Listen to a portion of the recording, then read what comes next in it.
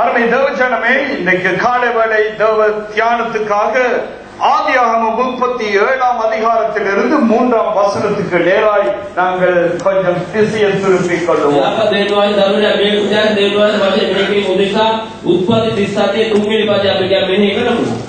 යෝසෙෆ් ඊශ්‍රායලගේ වෘද්ධ වයසේ පුත්‍රයා බැවින් ඔහු තමාගේ සියලු පුත්‍රයන්ට වටා ඔහුට ආදරේ වූයේය. අත් ඇති දිග වස්ත්‍රයක් ඔහුට සාදා දුන්නේය.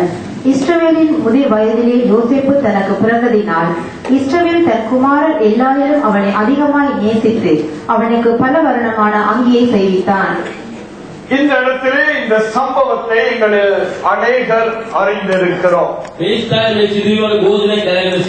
யாக்கோபு என்று சொல்லுகிறவன் இஸ்ரவேலாக அழைக்கப்பட்டான். அவர்களுக்கு 12 குமாரர்கள் இருந்தார்கள். பார்க்கிறோம் 12 குமாரர்கள் இருக்கிறார்கள். ஆனால் அந்த 12 குமாரர்களும் கடைசி குமாரனாகிய யோசேப்பை இந்த யாக்கோபு அதிகமாய் நேசித்து அவனுக்கு ஒரு பலவர்ண அங்கியை அவன் கொடுக்கிறான்.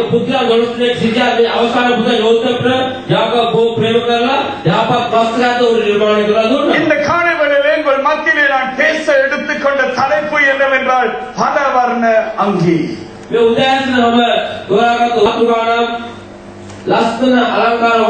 ஒரு பலவர்ண அங்கியை யோசேப்புக்கு தகப்பன் கொடுத்து வைக்கிறார். எப்படிப்பட்ட அங்கியம்? எல்லா பிள்ளைகளுக்கும் ஒரு விதமான அங்கியை கொடுத்திருக்கிறான். ஆனால் கடைசி பிள்ளைக்கு பல வர்ண அங்கி என்று சொல்லப்படுகிறது.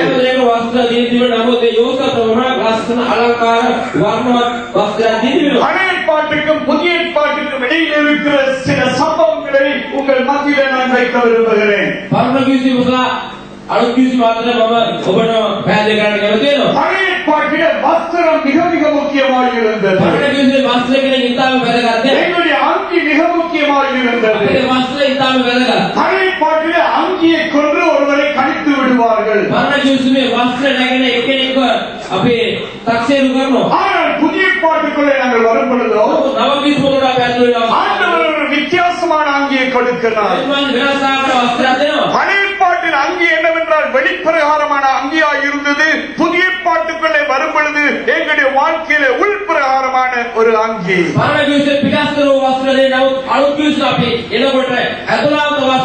ஆனால் இந்த நாட்களிலும் பார்க்கிறோம் இன்னும் அநேகர் பழைய பாட்டு நாட்களை போல ஜீவித்துக் கொண்டிருக்கிறார்கள்.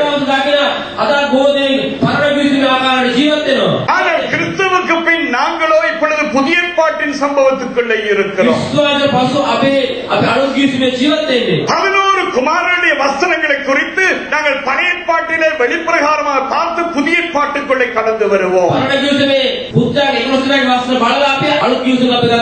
நாங்கள் ஒவ்வொரு குமாரனுக்கும் அவருடைய வாழ்க்கை பழைய பாட்டிலே எப்படி வெளிப்பிரகாரமாக இருந்ததோ புதிய பாட்டுக்குள்ளே வரும் பொழுது எங்களுடைய வாழ்க்கை உள்ளான பிரகாரமாக எப்படி இருக்கிறது என்று பார்க்க போகிறோம்.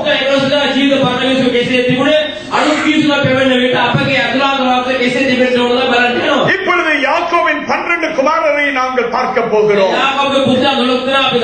ஒன்றொன்றாக நாங்கள் பார்க்க போகிறோம். இவர் ஒரு அங்கி அணிந்திருக்கிறார். இவர் பழைய பாட்டின் பிரகாரமாக வெளிப்பிரகாரமாக அணிந்திருந்த பொழுதும் ஆனால் புதிய பாட்டுகளே வரும் பொழுது அவருடைய உள்ளே வித்தியாசமான ஒரு அங்கி இருக்கிறது. இந்த 11 சகோதரர்களும் இந்த கடைசி சகோதரனாகிய யோசேப்புக்கு விரோதமாக எழுந்தார்கள். இந்த மூத்த சகோதரனுக்கு எவ்வளவு கோபம் என்று பாருங்கள். யோசேப்பு நன்றாக வளர்ந்து வரும் பொழுது அவனுக்கு தகப்பன் பலவர்ண அங்கே கொடுத்த பொழுது கோபம் அடைகிறோம்.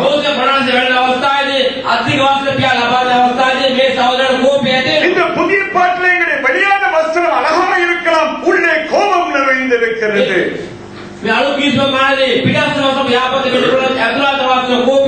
அருமை திருமணமே இவருக்கு சகோதரன் மீது கோபம். கடைசி சகோதரனை குறித்து கோபப்படுகிறார். பக்கத்தில் இருக்கிறவங்களை கரங்களை பிடிச்சு கேளுங்க, உங்களுக்கும் கோபம் வருதான்னு கேளுங்க பார்ப்போம். நல்ல தைரியமா கேளுங்க, உங்களுக்கும் கோபம் வருது. வருகிறதா? இன்றைக்கு புதிய பாட்டில் உள்ளே ஒரு வஸ்திரம் இருக்கிறது, கோபம் என்ற வஸ்திரம். கோபத்தினால பெற வேண்டிய ஆசீர்வாதங்களை நாங்கள் இழந்து போகிறோம். அடுத்து ஒரு மூத்த சகோதரனை பார்க்க போகிறோம். இவருக்கு கடைசி சகோதரனாகிய யோசேப்பு மீது பொறாமை வந்து விடுகிறது. என்ன பொறாமை தெரியுமா? ஏன் யோசேப்புக்கு மாத்திரம் தகப்பன் பலவர்ண அங்கியை கொடுத்தார்? அருமை தேவச்சனமே, அலங்கார வஸ்திரம் மாத்திரமல்ல, அவருக்கு கொடுக்கப்பட்டது பல வர்ண வஸ்திரம். இவருக்கு சரியான பொறாமை. சகோதரனுக்கு மாத்திரம் ஏன் எங்க அப்பா இப்படி கொடுத்தார்? கேளுங்க, பொறாமை என்ற வஸ்திரம் இருக்கான்னு கேளுங்க. நல்ல தைரியமா கேளுங்க. மற்றவங்களை பார்த்து உங்களுக்கு பொறாமப்படுறீங்களா? எங்களுக்கு பொறாமை இருக்கு. நல்லா யாராவது ஒரு கார்ல போன, ஏன் எனக்கு இந்த வாகனம் இல்லை? ஐயோ, இவரு நல்லா இருக்கிறாரு, ஏன்னா அப்படி இருக்க கூடாது? பக்கத்துல கொஞ்சம் கருத்தை தட்டி சொல்லுங்க, பொறாமப்படாது. இன்றைக்கு சபையில் ஒரு திருத்தம் வர வேண்டும், ஒரு வித்தியாசம் வர வேண்டும், இன்னைக்கு ஒரு விடுதலை வர வேண்டும் சபையில. இன்றைக்கு பொறாமைக்கு விடுதலை வரத்தான் வேண்டும். மக்கள் நெருங்கிட்டு சொல்லுங்க, இனிமேல் சகோதரனை குறித்து பொறாமப்படாதீங்க. பொறாமை பண்றதுக்கு கொஞ்சம் பெருமைப்படுங்க சகோதரனை குறித்து. எல்லாரும் சொல்லுங்க, கொஞ்சம் பெருமைப்படுங்க சொல்லுங்க. பாருங்க, இந்த சகோதரனுக்கு சகோதரனை குறித்து பொறாமை. இப்ப பார்க்க போறோம் யாக்கோபின் இன்னொரு மகனை. இவர் எப்படிப்பட்டவர் தெரியுமா? இவருக்குள்ள இச்சை எப்ப பார்த்தாலும் பார்க்கிற கருதி இச்சையா தான் பார்ப்பார். இங்கே சபைக்கு எல்லாம் பரிசுத்தவான்கள் உண்மைதான், நல்ல சூட்டெல்லாம் போட்டு வர்றது உண்மைதான். ஆனா வீட்டுல போனா தான் தெரியும் கண்களின் இச்சை, மாம்சத்தின் இச்சை, ஜீவனத்தின் பெருமை. இவருக்கு வெளியே அழகான வஸ்திரம் எழுதப்படுது, உள்ளே இச்சை என்ற வஸ்திரம் இருக்கிறது. புதிய பாட்டில் விசுவாசிகளுக்குள்ளே இருக்கிற இச்சை என்ற வஸ்திரம் வெளியே வர வேண்டும். போகட்டும், இந்த சகோதரன் போகும் பொழுது அடுத்த மகனை நாங்கள் பார்க்க போகிறோம்.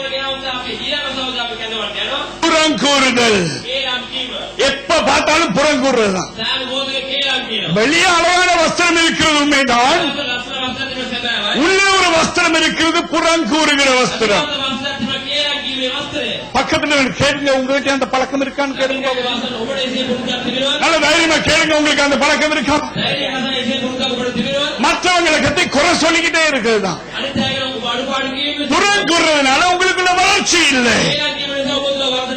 புறங்கூறுகிற வஸ்திரம் இவருக்குள்ளே இருந்தது. ஏன்னா இவர் மற்றவங்க போய் சொன்னாரு, அப்பா இவனுக்கு மட்டும் எப்படி பலவர்ண அங்கேயே கொடுத்தார், எங்களுக்கு தரல புறங்கூறிக்கிட்டே இருந்தார்.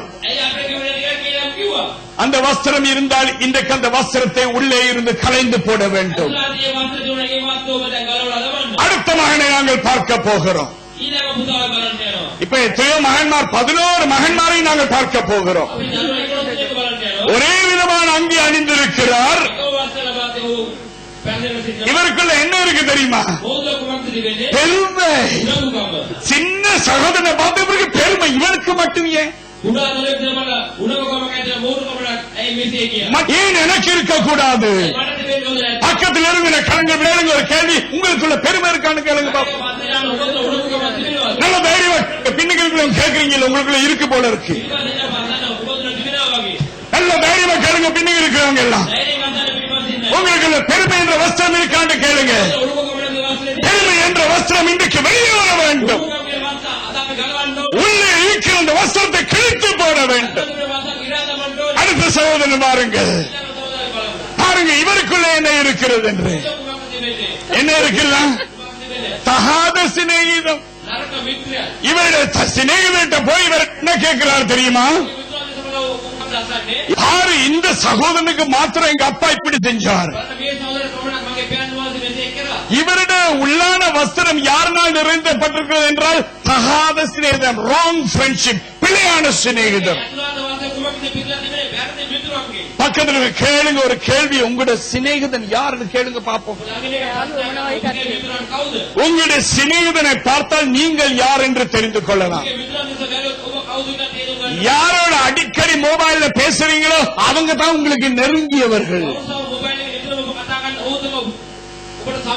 பிழையான சிநேகிதத்தினால வாழ்க்கை பிழையாய் போய்க் கொண்டிருக்கிறது. பிழையான சிநேகிதத்தை விட்டு வெளியே வர வேண்டிய நாட்கள் இது. பிழையான சிநேகிதம் என்றதான வஸ்திரத்தை எடுத்து போட வேண்டும். பக்கத்தில் இருக்கிற சொல்லுங்க, பிழையான சிநேகிதனை விட்டு விலகுங்க. உங்களுடைய வாழ்க்கை சரியா வர வேண்டும் என்றால் பிழையான சிநேகிதத்தை விட்டு விலக வேண்டும். இப்பொழுது அடுத்த மகன் வருகிறான். அவன் என்ன தெரியுமா, எப்ப பார்த்தாலும் பொய், எப்ப பார்த்தாலும் பொய் தான் சொல்றது. மற்ற சகோதரன் போய் பொய் சொல்றான் இவனை பத்தி, இவனை பத்தி பொய் சொல்றது. சிலருக்கு வாழ்க்கையில வாய் திறந்தாலே பொய் தான். சிலருக்கு பொய் சொல்றது பழகி போனதுனால அது மெய் சொல்ற மாதிரி தான் இருக்கும். பக்கத்தில் கேளுங்க, நீங்களும் அப்படியான்னு கேளுங்க பாப்போம். இன்னைக்கு கொஞ்சம் திருத்தம் இருக்கு, சபையில கொஞ்சம் பேசுவோம் எல்லாரும். பக்கத்தில் கேளுங்க, உங்களுடைய வாழ்க்கை எப்படின்னு கேளுங்க பாப்போம். உங்களுடைய வாழ்க்கையில் வாயை திறந்த பொய்யானு கொஞ்சம் கேளுங்க பாப்போம். வாயை திறந்த பொய் தான். அது உள்ளே இருக்கிற ஒரு வஸ்திரம். அந்த வஸ்திரங்களை கிழிக்கிறதுக்கு தான் உங்களை இங்க கொண்டு வந்திருக்கிறோம். இன்னைக்கு இயேசு அந்த வஸ்திரங்களை கிழிக்க ஆயத்தமாக இருக்கிறார். உள்ளே இருக்கிற பொய்யை கிழிக்க ஆயத்தமாக இருக்கிறார். அடுத்த மகனை பார்க்க போகிறோம். இவருக்குள்ள என்ன இருக்கிறதா? பொருள் ஆசை. எங்க அப்பா அவனுக்கு கடைசி சகோதரனுக்கு மட்டும் பல வர்ண வஸ்திரம் கொடுத்தார். அவனுக்கு பார்க்க மூத்தவங்க தானே நாங்க. இந்த சொத்தெல்லாம் எனக்கு எங்களுக்கு தானே வரணும். அந்த கடைசி குட்டிக்கா இதெல்லாம் போகணும். ஏன்னா இவருக்கு பொருள் ஆசை. இவருக்கு எப்படியாவது மற்றவங்களை குறித்து பார்த்து பொருள் ஆசை, அதெல்லாம் வரணும், உலகம் எல்லாம் வரணும்.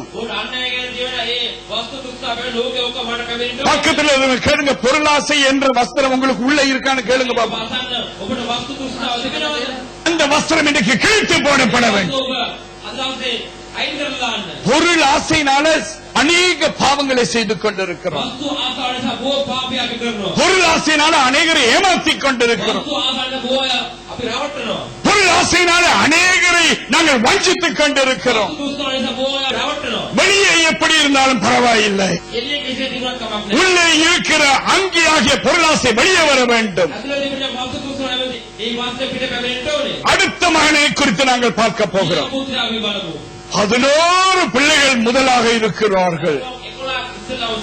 இவர் வெளியே அழகா இருந்தாலும் கூட உள்ளே அவிசுவாசம். எத்தனை பிரசங்கம் கேட்டாலும் உள்ளே அவிசுவாசம். பக்கத்தில் இருக்கிறவங்க கேளுங்க, நீங்களும் அப்படியான்னு கேளுங்க பாப்போம். விசுவாசிகளுக்குள்ள அவிசுவாசம் வர முடியுமா? எங்களுடைய பேர் விசுவாசி, ஆனா உள்ளே அவிசுவாசம். அதனால தான் வாழ்க்கையில முன்னேற்றம் இல்லை. வெளியே இருக்கிற அங்கிக்கமாக உள்ளே வித்தியாசமான ஒரு அங்கி இருக்கிறது. இன்றைக்கு அவிசுவாசம் எங்களுக்குள்ளே நீங்க வேண்டும். பக்கத்தில் கரங்களை இறுக பிடிச்சு சொல்லுங்க, உங்களுடைய அவிசுவாசம் நீங்க வேண்டும். விசுவாசம் வேண்டும். கரங்களை தடுக்க நாமத்தை மேம்படுத்துவோமா? அடுத்த மகனை குறித்து நாங்கள் பார்க்க போகிறோம். இவருக்குள்ள என்ன இவருக்கு தெரியுமா? வெளியே சிரிச்சுக்கிட்டு இருந்தாலும் உள்ளுக்கு துக்கம் என்ற அங்கி இருக்கிறது.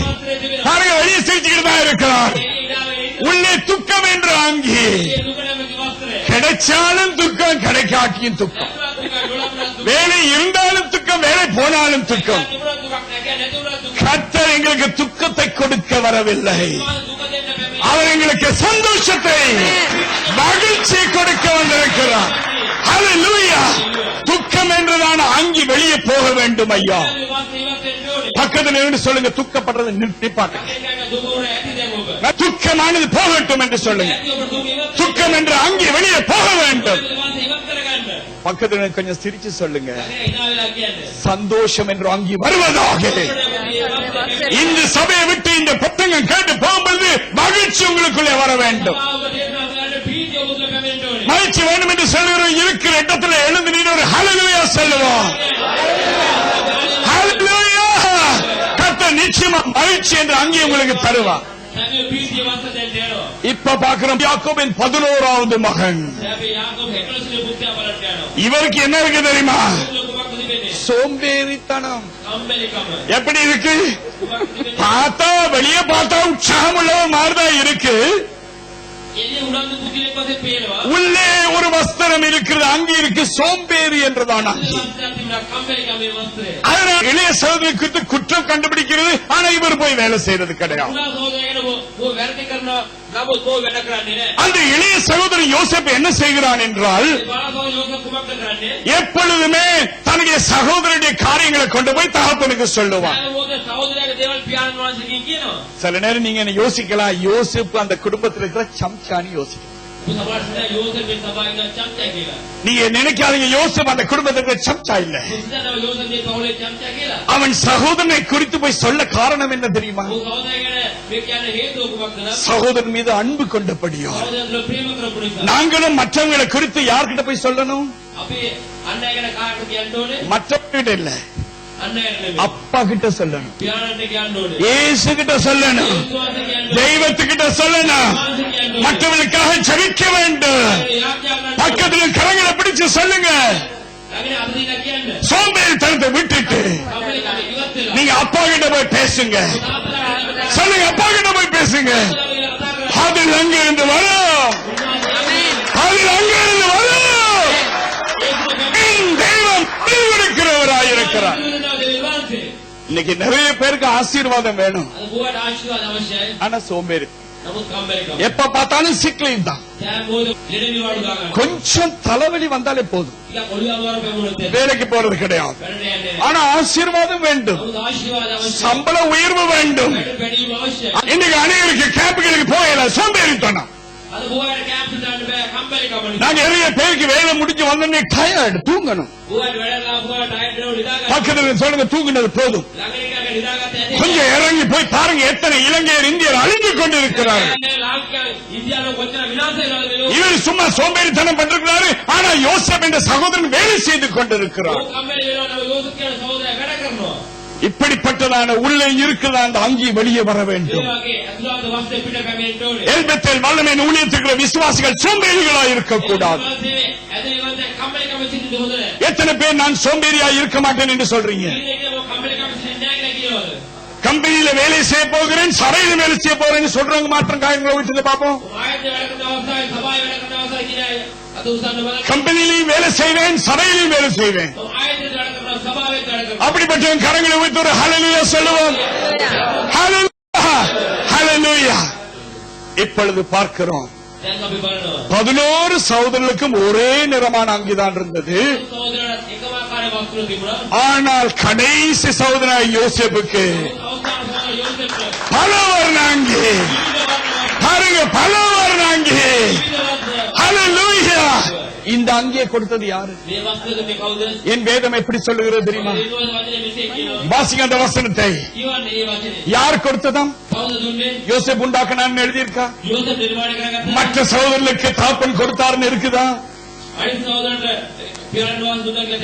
வாசிங்க அந்த வசனம். යෝසෙප් ඊශ්‍රායල්ගේ වෘතවර්ෂයේ පුත්‍රයා බැවින් ඔහු තමාගේ සියලු පුත්‍රයන්ට වඩා ඔහුට ආදරේ වූයේය. අධික ඇති වස්ත්‍රයක් ඔහුට සාදා දුන්නේය. இஸ்ரவேல் தன் குமாரர் எல்லாரிலும் அவனை அதிகமாய் நேசித்து அவனுக்கு பலவரணமான அங்கியை செய்வித்தான். யார் கொடுத்ததான்? தகப்பன் கொடுத்தார். தகப்பன் கொடுக்கும் பொழுது ஒரு நிறத்தை கொடுக்க மாட்டார், பல வர்ணமா தான் கொடுப்பார். பக்கத்தில் என்று சொல்லுங்க, எங்களுடைய பரலோக தகப்பன் ஒரு காரியத்தை செய்யும் பொழுது ஒரு நிறமா கொடுக்க மாட்டார், அவர் பல வர்ணமாக கொடுப்பார், பலவிதமாய் கொடுப்பார். எங்களை ஆண்டவர் கொடுக்கிற நேரம் மல்டி கலரா கொடுப்பாரு.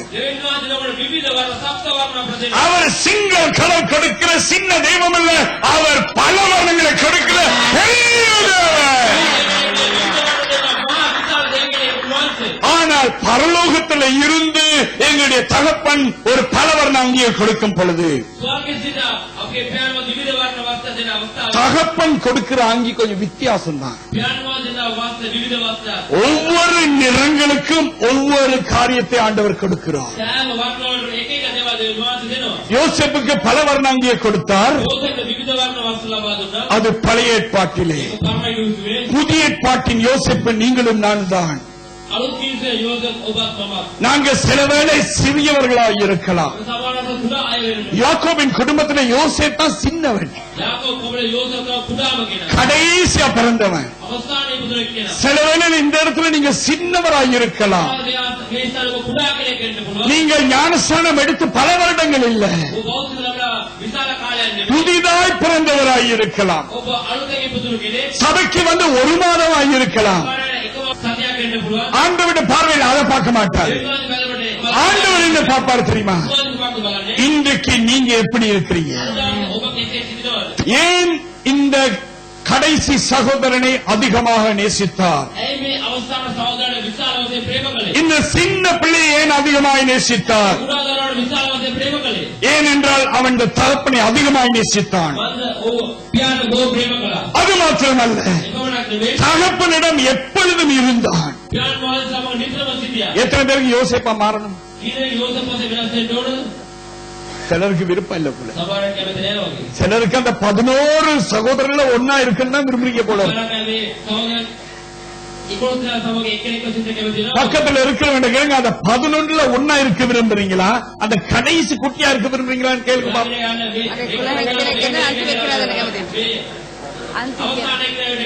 இந்த சின்ன குட்டியா இருக்க விரும்புறீங்களான்னு கேளுங்க. ஹரியடிக்கான்னு சின்ன குட்டியா இருக்க விரும்புறீங்களா? சிறியவர்களை எங்கள் தேவன் பெரியவர்களாக மாற்றுகிறார். சிறியவர்களை கண்டு தேவன் பெரிய காரியங்களை செய்வார். அந்த பெரிய 11 பேரையும் கொண்டு கர்த்தர் பெரிய காரியங்களை செய்யவில்லை. அந்த சின்ன பையனை கொண்டு கர்த்தர் பெரிய காரியத்தை செய்தார். உங்களையும் என்னையும் கொண்டு தெய்வம் பெரிய காரியங்களை செய்வார். அவனுக்கு தான் பல வர்ண அங்கி கொடுக்கப்பட்டது. புதிய ஏற்பாட்டுக்குள்ளே நாங்கள் வரும் பொழுது கர்த்தர் எங்களுக்குள்ளே பல வர்ண அங்கியை தருகிறார். வாசிக்க கேட்போம். கலாத்தியர் 5ஆம் அதிகாரம் 22ஆம் 23ஆம் வசனங்களுக்கு நேராக. නමුත් ආත්මයන් වහන්සේගේ පලනම් ප්‍රේමය, ප්‍රීතිය, සමාදානය, ඉවසිලිවන්තකම, කරුණාවන්තකම, යහපත්කම, විශ්වාසකම, මෘදුකම, පමණ දෙන ක්‍රියා කිරීම යන මේවාය. මෙබඳු දේට විරුද්ධව ව්‍යවස්ථාවක් නැත. ஆவியின் கனியோ அன்பு, சந்தோஷம், சமாதானம், நீடிய பொறுமை, தயவு, நற்குணம், விசுவாசம், சாந்தம், இச்சையடக்கம், இப்படிப்பட்டவைகளுக்கு விரோதமான பிரமாணம் ஒன்றுமில்லை. கர்த்தருக்கு ஸ்தோத்திரம் உண்டாவதாக.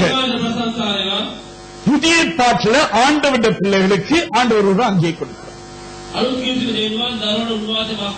அது வெளிப்பிரகாரமான அங்கி அல்ல, அது உள்பிரகாரமான அங்கி. பக்கத்தில் ரெண்டு கேளுங்க, உங்களுக்கு உள்ள வேணுமா வெளியே வேணுமான்னு கேளுங்க. கொஞ்சம் தைரியமா கேளுங்க. பின்னுக்கு இருக்கிறவங்க எல்லாம் உள்ள புதுசு வேணுமா வெளியே புதுசு போதுமான்னு கேளுங்க. வெளியே சூட்டெல்லாம் உடுத்தா பத்தாது சார், உள்ள மாறணும். பக்கத்தில் தைரியமா சொல்லுங்க, உள்ளே மாற வேண்டும். உள்ளே பலவர்ண அங்கி வர வேண்டும். உள்ள என்ன கொடுக்கிறாராம்? என்ன முதல்ல கொடுக்கிறாரு? உள்ள முதல்ல கொடுக்கிற வஸ்திரத்தின் பேர் என்னவாம்? அன்பு. பக்கத்தில் இருக்கிற கரங்களை பிடிச்சு சொல்லுங்க, உங்களுக்கு அன்பு வேணும் என்றால் பெற்றுக்கொள்ள வேண்டும். இயேசு ஆயத்தமாக இருக்கிறார் கொடுப்பதற்கு. அன்பு. அடுத்தது சந்தோஷம். சந்தோஷம். முதல்ல இருந்த வஸ்திரத்தில் அங்க துக்கம் தான் இருந்துச்சு, ஆனால் இயேசு ஒரு வஸ்திரத்தை கொடுத்தால் சந்தோஷம் என்ற வஸ்திரத்தை கொடுக்கிறார். பக்கத்துல இவங்க சொல்லுங்க, இன்னையில இருந்து உங்களுக்கு துக்கமே கிடையாது. உள்ளே ஒரு அங்கி வருகிறது, அதுல ஒரு கலர் சந்தோஷம், இன்னொரு வர்ணம் என்னவாம்? அன்பு. அன்பு, சந்தோஷம். அடுத்தது சமாதானம். சமாதானம். ஹல்லேலூயா. அதுல இருக்கிற இன்னொரு வர்ணம் என்ன தெரியுமா? சமாதானம். உங்களுக்கு சமாதானம் இருக்கா? உங்களுக்கு நல்லா தெரியும் உங்களுக்குள்ள இருக்கா இல்லையா? எனக்கு இருக்கா இல்லையான்னு எனக்கு தான் தெரியும். இறுதியத்துல கையை வச்சு சொல்லுங்க, எனக்கு தெரியும். சொல்லுங்க, எனக்கு தெரியும் நான் யாரு. இங்க கேட்டுக்கொண்டிருக்கீங்க, சமாதானம் இருக்கா இல்லையான்னு எனக்கு தான் தெரியும். ஆனால் ஆண்டவர் இன்றைக்கு புதிய வங்கியின் ஒரு நிறத்தை உங்களுக்கு தருகிறார். இதுவரைக்கும் சமாதானம் இல்லை, இன்றைக்கு ஒரு புதிய வங்கி சமாதானத்தை தருகிறார். அந்த பலவர்ண அங்கியின் இன்னொரு சுபாவத்தை பார்ப்போம். நீடிய பொறுமை. நீடிய பொறுமை. அநேகருக்கு பொறுமையே கிடையாது. யாக்கோவின் மூத்த பிள்ளைகளுக்கு பொறுமையே இருக்கல. சகோதரனை கொல்லணும்னு தான் நினைச்சிட்டு இருந்தாங்க, இவனை என்ன செய்யணும்னு நினைச்சிட்டு இருந்தாங்க. பொறுமை இல்லாதனால எத்தனை ஆசீர்வாதங்களை இழந்திருக்கிறோம். பொறுமை இல்லாதனால உங்களோட வேலை உயர்வை இழந்திருக்கிறீங்க. பொறுமை இல்லாமல் அவசரப்படுறதுனால வர வேண்டிய இருந்த வேலை உயர்வை இழந்து போயிருக்கிறீங்க. ஆண்டவர் நிறைய காரியங்கள் எங்களுக்கு வைத்திருக்கிறார், பல விதமாக பல வர்ணமாக வைத்திருக்கிறார். பொறுமை இல்லாதனால போயிருச்சு. பக்கத்தில் சொல்லுங்க, பொறுமையை பெற்றுக் கொள்ளுங்க. இன்னிருந்து பொறுமையாயிருங்கன்னு சொல்லுங்க. சோதனை வரும், கஷ்டம் வரும், வேதனை வரும், எதிர்ப்புகள் வரும், கொஞ்சம் பொறுமையாயிருங்க. பொறுமையாயிருந்தால் பெற்றுக் கொள்ளுவீர்கள். பக்கத்தில் சொல்லுங்க, பொறுமையாயிருங்க, ஆசீர்வாதம் வந்து கொண்டிருக்கு. பொறுமையாயிருங்கள். மறுபடியும் சொல்லுங்க, பொறுமையாயிருங்க. அற்புதம் நடக்க போகிறது, அற்புதம் வந்து கொண்டிருக்கிறது. பொறுமையாயிருங்க, பெரிய காரியங்களை காண்பீர்கள். பொறுமை என்றுதான் ஒரு நிறம் வருகிறது. அடுத்ததை பார்க்க போகிறோம். தயவு. தயவு. எப்ப பார்த்தாலும் தயவுள்ளவர்களா இருக்கும். சிலருக்கு தயவே கிடையாது. அவங்களோட போய் பேசுறதுக்கு உங்களுக்கு கொஞ்சம் பயம், ஏன்னா அவருக்கு தயவே இல்லை. ஆனா ஆண்டவர் பலவர்ண அங்கே கொடுக்கும் பொழுது தயவு என்ற நிறத்தையும் கொடுக்கும். அடுத்தது நற்குணம். நற்குணம். என்ன குணமா? நற்குணம். பக்கத்துல கேளுங்க, உங்களுக்கு நற்குணம் இருக்கா? சத்தமா இல்ல, கொஞ்சம் மெதுவா, கொஞ்சம் சிரிச்சு கேளுங்க. நற்குணம் இருக்கா உங்களுக்குள்ள? நற்குணத்தை மத்தவங்க பாக்குறாங்களான்னு கேளுங்க. சபையில வந்து பாக்குறாங்க, உண்மைதான். வேலை செய்யற இடத்துல பாக்குறாங்களா? அங்க போய் தான் கேட்கணும், உங்களுக்குள்ள என்ன குணம் இருக்குன்னு கேட்டு பார்க்கணும். கம்பெனிகளுக்கு போனா நலமாயிருக்க வேண்டும் நினைக்கிறேன். உங்களுடைய சூப்பர்வைசர் கிட்டையும் முதிர்கிட்டையும் கேட்டதான் தெரியும் நற்குணமா என்ன குணம் இருக்கு என்று. ஆண்டவர் கொடுக்கிற வஸ்திரம் என்னவென்றால், அந்த அங்கியின் ஒரு வர்ணம் என்னவென்றால் நற்குணம். எங்கிட்ட பழைய குணம் போய் ஒரு புதிய குணம் வருது. அதுதான் சபையிலே நடந்து கொண்டிருக்கிறது. இன்னைக்கு இருக்கிறவங்க எல்லாம் சொல்லுங்க, கரங்களை வைத்து, எனக்குள்ளே நற்குணம் வர வேண்டும். இப்ப முன்னுக்கு இருக்கிறவங்க சொல்லுங்க பாப்பா, எனக்குள்ளே நற்குணம் வர வேண்டும், அந்த நிறம் வர வேண்டும், அந்த அங்கி வர வேண்டும். ஆண்டவருக்குள்ள வந்த புதிய ஏற்பாட்டில் இயேசு நற்குணத்தை தருவார். அடுத்தது பார்க்க போகிறோம், விசுவாசம். விசுவாசம். முதல்ல பார்த்தோம், அந்த யாக்கோபின் குமாரருக்கு விசுவாசம் இருக்கு, அவிசுவாசியா இருந்தார். අවිශ්වාසකම තිබුණා. ஆனால் நாங்க ஆண்டவருக்கு உண்மையா இருந்தால், අපි දෙවියන් වහන්සේට අවබෝධ සිටිනවා. எங்களுடைய அப்பாவுக்கு உண்மையா இருந்தா, අපේ පියාණන්ට අපි අවබෝධ සිටිනවා. பல வர்ணத்தில் ஒரு வர்ணம் தான் என்னதான் விசுவாசம். විවිධ වර්ණවල එක වර්ණයක් විශ්වාසකම. பக்கத்துல கேளுங்க, இருக்குதான்னு கேளுங்க. ළඟේ වහන්න ඒක තිබෙනවද? என்னன்னு கேட்காங்க, இருக்குதான்னு கேளுங்க. තිබෙනවද? ஏன்னா அவங்களுக்கு தெரியும் விசுவாசம் இருக்கா இல்லையான்னு. ඕක ගන්න විශ්වාස තිබෙනවද නැද්ද කියලා. இல்லாட்டி இன்றைக்கு பெற்றுக்கொள்ள வேண்டிய நாள் கரங்களை தடுக்கிறதுனால தேவைப்படுத்தும். அடுத்தது ඊළඟට சாந்தம். சாந்தம். මෘදුකම. சிலரை பார்த்தா சாந்தம்னு சொல்லுவாங்க. මේ මෘදුකම සමානකම් තිබෙනවා. பார்த்த முகத்தை பார்த்தாலே ஒரு அப்பாவி மாதிரி இருக்கும். මුණවලම පේනවා යහපත් මෘදුකම. கொஞ்சம் சண்டை போட்டு பாருங்க, அப்பதான் உள்ளுக்குள்ளது வெளியே வரும். කාටවත් හිතෙනවද සමාදානයේ මේ ඇතුළත තිබෙන දේ පිට පැමිණෙනවා. வெளியே பார்த்தா சாந்தம் மாதிரி தான் இருக்குது, විනාශක මෘදුව තිබෙනවා. உள்ளுக்கோ கோபம் இருக்கிறது. ඇතුළේ කෝපය තිබෙනවා. பக்கத்தில் இருக்கும் என்று சொல்லுங்க. ළඟේ ඉන්න අය කියන්නේ இன்றைக்கு உள்ளே ஒரு அங்கி வருகிறது. ඇතුළේ වස්තුවක් පැමිණෙනවා. சொல்லுங்க, தைரியமா சொல்லுங்க, உங்களுக்குள்ள ஒரு அங்கி வருகிறது. වස්තුවක් උඩ පැමිණෙනවා. சாந்தம் என்ற வர்ணம், මෘදුකම කියනවා වර්ණය. சாந்தம் என்ற வர்ணம் வருகிறது ஐயா. කියනවා වර්ණය. அடுத்ததை பார்ப்போம். ඊළඟට අපි බලමු. இச்சை அடக்கம். இச்சை அடக்கம். සමන දැන ක්‍රියා කිරීම. நிறைய பேருக்கு வாலிபர்களுக்கு இல்லாத காரியம் தான் இது. ඕන ගන්න නැතිලියක් තමයි. இச்சை அடக்கம். දුෂ්ටා වැඩ පවත්වා ගැනීම. இச்சையை அடக்கிக் கொள்ள முடியல. දුෂ්ටා වැඩ පවත්වා ගන්නට அடக்க விருப்பான அடக்க முடியல. වැඩ බලන්න කැමති නමුත් බැරි වෙනවා. வாலிபர்கள் பக்கத்துல இருந்து கேளுங்க, நீங்க எப்படின்னு கேளுங்க பாப்போம். සමන ළඟ ඉන්න අය කියන ඔබ එකෙක් අසන්න எந்த நேரம் நெற்றில போயிட்டு பழையான காரியங்களை பார்த்துக்கிட்டு இருக்கு. සෑමෝම ඔබ අන්තර්ජාලයේ වැඩ දේවල් නරඹනවා. இச்சையை எப்படி அடக்குறது? කොහොමද ඔබ දුෂ්ටා වැඩ පවත්වා பக்கத்துல சொல்லுங்க, கம்ப்யூட்டர் சில நேரம் ஆஃப் பண்ணுங்கன்னு சொல்லுங்க. සමහර කැඩ ගන්න ඔබ කම්පියුටර් ඔබ சில காரியங்களை அங்க மூட வேண்டும். සමහර කැඩ වසා තමන්ට ඕනේ. அருமை தேவச்சனமே, දේව දරුවනේ. இச்சை அடக்கம் எங்க இருந்து வரும் தெரியுமா? සමන දැන ක්‍රියාකේ ඔබ වෙන්නේ பரலோகத்திலிருந்து தான் வர வேண்டும். ස්වර්ගයෙන් තමයි පැමිණෙන්නේ. பரலோகத்திலிருந்து தான் வர வேண்டும். ස්වර්ගයෙන් තමයි පැමිණෙන්නේ. நாங்க முயற்சிக்கிறோம், எங்களால முடியல. අපි උත්සාහ කරනවා අපිට බෑ. ஆனால் கர்த்தர் தருவார். නමුත් විශ්වාස ලබා இயேசுவை நேசிங்க, යේසුස්වහන්සේ ප්‍රේම அப்பாவை நேசிங்க, පියාණන්වහන්සේ ප්‍රේම කරන්නේ. அந்த வர்ணத்தை உங்கள் வாழ்க்கைக்குள்ளே தருவார். ඒ වර්ග ඔබ ජීවිතේ විශ්වාස ලබා දෙයි. தருவார், தருவார், தருவார் என்று சொன்னவர் நிச்சயமாய் தருவார். ආදේවා කියන දෙන්නවා සැදේ ඔබ ලබා දෙයි. ஹalleluya. Hallelujah. எங்களுக்குள்ள இச்சை அடக்கம் வர வேண்டும். දුෂ්ටා වැඩ පවත්වා ගැනීම තිබෙනවා. இச்சை அடக்கம் இருந்தா தான் பரிசுத்தமாய் வாழலாம். දුෂ්ටා වැඩ පවත්වා ගත්තොත් තමයි සුද්ධකම ජීවත් වෙන්න පුළුවන්. பாருங்க, ஆண்டவர் எங்களுக்கு இந்த பலவர்ண அங்கிய புதிய ஏற்பாட்டில் தரும் பொழுது නවවිශ්ව ජීවිත වර්ණ වස්ත්‍රම් දෙන අවස්ථාවේදී ஒரு வர்ணத்தை இல்ல, එක වර්ණයක් නෙවෙයි 9 வர்ணங்களை தருகிறார். வாசிங்க. இப்படிப்பட்டவைகளுக்கு விரோதமான பிரமாணம் ஒன்றுமில்லை. இப்படிப்பட்டவனுக்கு விரோதமான பிரமாணமே கிடையாது. ඒගොල්ලෝ විරුද්ධ විවස්ථාවක් නැත. அவர் ஒரு அங்கியே கொடுக்க மாட்டார், උන්වහන්සේ එක වස්ත්‍රයක් දෙන්නේ නැහැ. ஒரு நிறத்தை கொடுக்க மாட்டார், එක වර්ණයක් දෙන්නේ නැහැ. 9 நிறங்களை கொடுக்கிறவர். Hallelujah. ஹalleluya, ஹalleluya.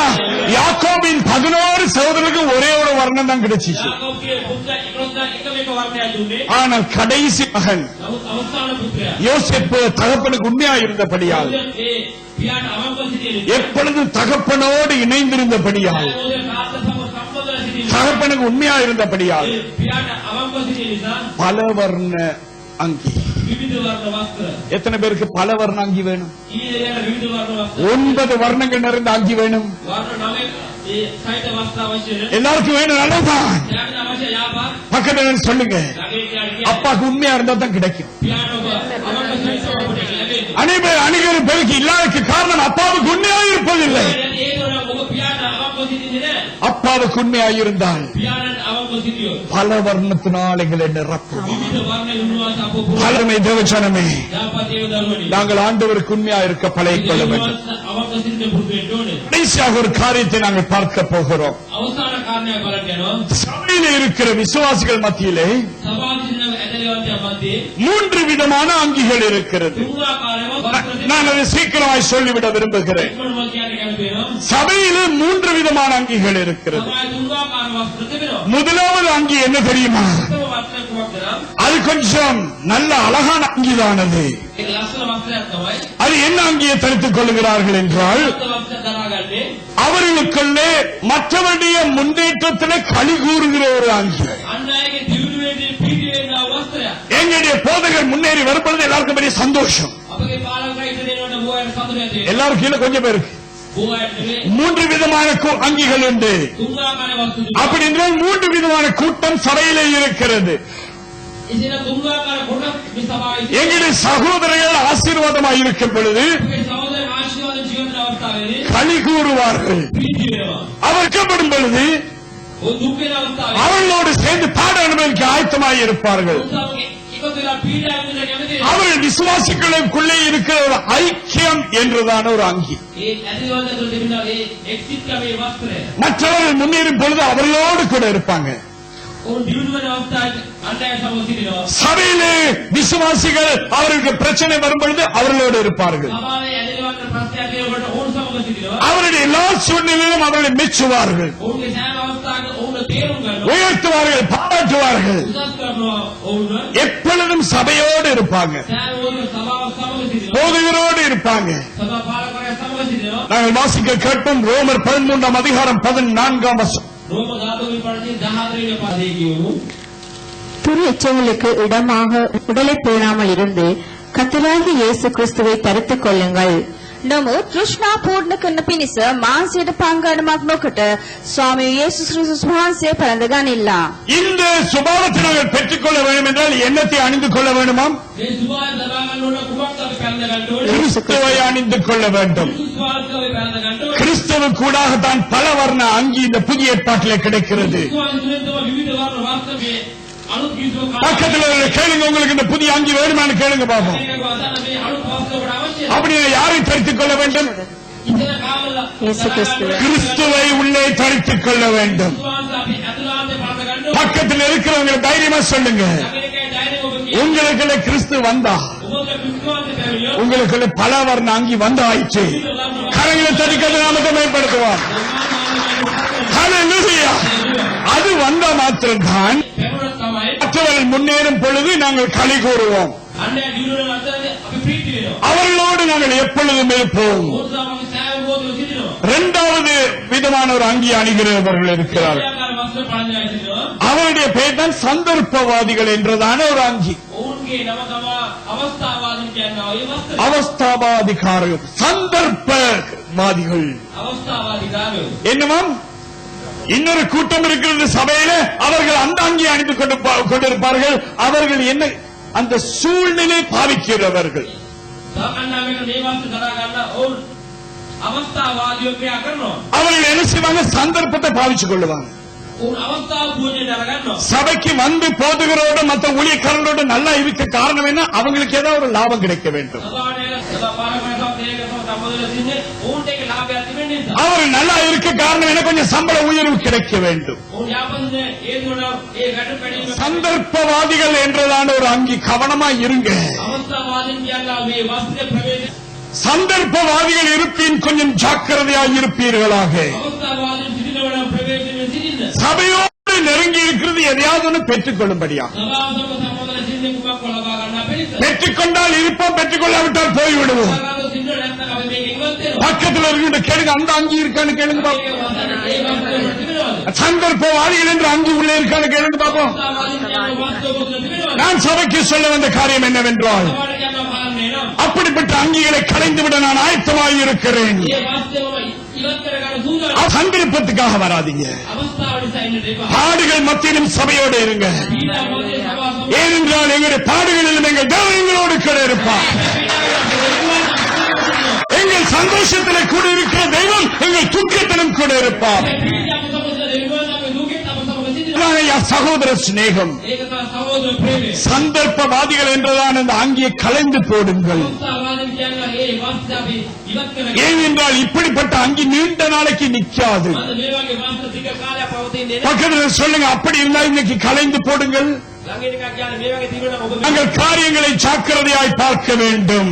අපි කාර්යවල ප්‍රවේශයෙන් බලන්න மத்தேயு எழுதின சுவிசேஷம் 6 அதிகாரம் 24 வசனம் இப்படி வரைகிறது. ඕනේ. 6 වෙනි පරිච්ඡේදය 24 වෙනි පදයේ මෙසේ කියනවා. ස්වාමිවරුන් දෙදෙනෙකුට සේවය කරන්නට කිසිවෙකුට නොපුළුවන. මක්නිසාද ඔහු එක්කෙනෙකුට වෛර වී අනිත් අයට ප්‍රිය වන්නේය. නොහොත් එක්කෙනෙකුට ඇලුම් වී අනිත් අය හෙලා දකින්නේය. දෙවියන් වහන්සේට සහ වස්තුවටවත් සේවය කරන්නට නුඹලාට නොපුළුවන. இரண்டு எஜமான்களுக்கு ஊழியம் செய்ய ஒருவனாலும் கூடாது. ஒருவனை பகைத்து மற்றவனை சிநேகிப்பான், அல்லது ஒருவனை பற்றிக் கொண்டு மற்றவனை அசட்டை பண்ணுவான். தேவனுக்கும் உலக பொருளுக்கும் ஊழியம் செய்ய உங்களால் கூடாது. 2 எஜமான்களுக்கு ஊழியம் செய்ய முடியாது என்று வேதம் சொல்லுகிறது.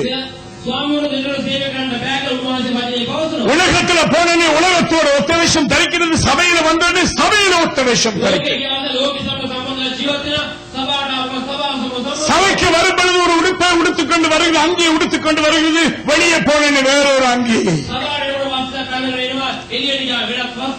இங்கே ஒரு சுபாவம், வெளியே வேறொரு சுபாவம். வேதத்தில் இதே சுபாவம் இருக்கான்னு கேளுங்க. 2 எஜமான்களுக்கு ஊழியம் செய்ய முடியாது என்று என் வேதம் வருகிறது. ஆகவே தான் நான் சொல்லுகிறேன், சந்தர்ப்பவாதிகள் என்றுதான அந்த அங்கே களைந்து போடுங்கள். உண்மைத்துவம் என்றுதான அங்கே அணிந்து கொள்ள வேண்டும் என வாசிக்கிறேன். சீக்கிரமாய் 3வது குழுவுக்கு நாங்கள் போக போகிறோம். எப்பொழுதும் எதிர்த்து நிற்கிறோம் என்றுதான ஒரு அங்கி. எப்ப பார்த்தாலும் எதிர்த்து நிற்கிறார். பிரசங்கம் போற நேரத்திலேயே அதுல பிழை கண்டுபிடிக்கிறது. யாராவது துதி வேலை நடத்தினா பிழை கண்டுபிடிக்கிறது. ஏன் பாஸ்டர் எனக்கு இன்னைக்கு கை கொடுக்கல, என்னமோ கோபம் இருக்கு போல. பிழை கண்டுபிடிக்கிறதுக்கே வர்ற ஒரு அங்கி. கேளுங்க, அந்த அங்கி இருக்கான்னு கேளுங்க பாப்பா. இந்தியில இருந்து அந்த அங்கி வெளியே போகணும். பிழை கண்டுபிடிக்காதீங்க, மற்றவங்களை உற்சாகப்படுத்துங்க. பிழை கண்டுபிடிக்காதீங்க. பிழை கண்டுபிடிக்கிறதுக்காகவே உடுத்து வருகிற ஒரு அங்கி. எத்தனை காரியங்கள் நன்மையாக இருந்தாலும் தீமையா தான் பார்க்கிறது.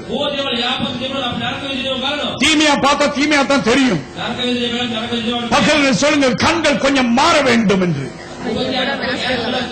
சொல்லுங்க. உங்களோட கண்ணை கொஞ்சம் மாத்திக்கொள்ளுங்க. மாத்திக்கொள்ள என்கிட்ட வாங்க. நம்மளுக்கு நல்ல சந்தோஷத்தாரை பார்க்கிற நேரம் வித்தியாசமா தெரியும். அருமை தேவச்சனமே, எப்ப பார்த்தாலும் பிழை கண்டுபிடிக்கிறது. விட்டு விடுங்க. அந்த அங்கி உள்ளே இருந்து வெளியே வர வேண்டும். பிழை கண்டுபிடிக்கிறதுக்கு பார்க்க அவர் செய்த நன்மைகளை பற்றி பேசுங்க. அந்த சகோதரன் பேசுற நன்மைகளை பற்றி பேசுங்க. තද කුලල් ඇත්තෙනි සිතින්ද කන්වලින්ද අචර්මිතයේදී නුඹලා නිතරම ශුද්ධාත්මයන්ට විරුද්ධව සිටියහුව. வணங்கல் கழுத்துள்ளவர்களே, இருதயத்திலும் செவிகளிலும் விருத்த சேதனம் பெறாதவர்களே, உங்கள் பிதாக்களைப் போல நீங்களும் பரிசுத்த ஆவிக்கு எப்பொழுதும் எதிர்த்து நிற்கிறீர்கள். நீங்களும் எப்பொழுதும் பரிசுத்த ஆவிக்கு எதிர்த்து நிற்கிறீங்களா? எங்களுடைய முற்பிதாக்கள் அப்படித்தான் இருந்தார்கள். பக்கத்தில் கரங்களை பிடிச்சு சொல்லுங்க, இனிமே அப்படி பரிசுத்த ஆவிக்கு எதிர்த்து நிற்காதீங்கன்னு சொல்லுங்க. முற்பிதாக்களை போல எதிர்த்து நிற்காதிருங்கள். அந்த எதிர்ப்பின் ஆவி போக வேண்டும். ஒரு புதிய அங்கி எங்களுக்குள்ளே வர வேண்டும். பரிசுத்த ஆவியானவரோடு கீழே செய்கிற ஒரு அங்கி வர வேண்டும். கடைசி ஒரு வசனத்தை வாசித்து முடிக்க போகிறோம். ரோமர் 12 அதிகாரம் 2 வசனம் இப்படி வரைகிறது. නුඹලා මේ ලෝකයේ ආකාරයට සමාන නොවේ. දෙවියන් වහන්සේගේ කැමැත්ත එනම් යහපත් වූ පිළිගත යුතු සම්පූර්ණ දේ කුමක්ද කියා දැනගන්නා පිණිස සිත අලුත් කර ගැනීමෙන් අන්‍යාකාර ඇත්තෝ වේයන්ලා. நீங்கள் இந்த பிரபஞ்சத்திற்கு ஒத்த வேஷம் தெரியாமல் தேவனுடைய நன்மையும் பிரியமும் பரிபூரணமான சித்தம் இன்னதென்று பகுத்தறியத்தக்கதாக உங்கள் மனம் புதிதாகிறதினாலே மறுரூபமாகுங்கள். உங்கள் மனம் புதிதாக வேண்டும். பழைய ஏற்பாட்டிலே வெளியே இருக்கிற அங்கி புதிதாக வேண்டும். புதிய ஏற்பாட்டுக்குள்ளே எங்கள் மனம் புதிதாக வேண்டும். பக்கத்தில் இருக்கிறவன் சொல்லுங்க, கொஞ்சம் மனம் புதிதாக வேண்டும். மனம் புதிதானால் உங்களுடைய உள்ளே அங்கியும் புதியதாய் மாறும். அங்கி இந்த காலை வேளையிலே தரும்படியாக எங்களுடைய தேவன் எங்கள் மத்தியில் ஆசீர்வாதிக் கொண்டிருக்கிறார். எங்களுடைய உள்ளான அங்கி மாற வேண்டும். 9 நிறங்கள் அடங்கியதான ஒரு அங்கியை கர்த்தர் புதிய ஏற்பாட்டிலே அவனுடைய பிள்ளைகளுக்கு தர ஆயத்தமாகி இருக்கிறார். எத்தனை பேருக்கு வாஞ்சை என் மனம் புதிதாக வேண்டும்? ජීවිතේට පිපාසයෙන් මගේ මනස අලුත් වෙනවා. உள்ளான மனம் புதிதானால் මගේ මනස අලුත් වුණොත් எனக்கு ஒரு புதிய அங்கி வருகிறது. මට අලුත් වස්ත්‍රයක් පැමිණෙනවා. மனம் புதிதாக வேண்டும் என்று சொல்லுகிறவர்கள் மாத்திரம் අලුත් වෙන්න ඕනේ කියන අය පමණයි. இருக்கிற இடத்திலிருந்து எழுந்து ஹalleluya சொல்லி எழுந்து நின்று கொள்ளுங்கள். ஹalleluya ஹalleluya.